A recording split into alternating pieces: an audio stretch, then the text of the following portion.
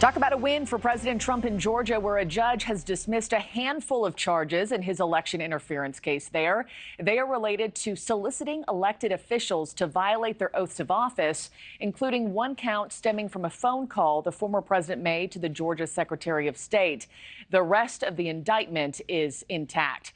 Now, further south, let's take you down to Florida now. We're just a few hours away from the start of another hearing in the classified documents case against President Trump. Judge Eileen Cannon could toss that case entirely later today, as the former president claims he had the authority to keep those documents, which included information about U.S. nuclear capabilities, when he left the White House. Tom Dempsey is live outside that courthouse in Fort Pierce, Florida, for us this morning.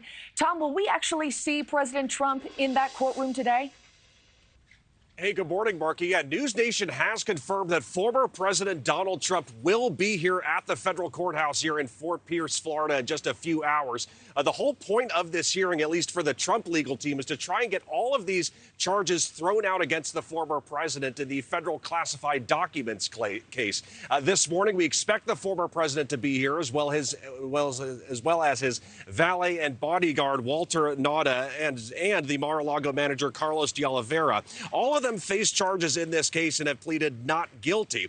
Right now, the former president faces dozens of charges for willfully retaining classified documents after he left office, dealing with things like military activity in a foreign country, as well as making false statements and obstructing justice. With today's hearing, we may hear the former president's legal team bring up how Mr. Trump had the right to keep personal records after leaving office. Today's hearing comes just 2 weeks after Mr. Trump appeared here, as his legal team hoped to push back the start of this trial.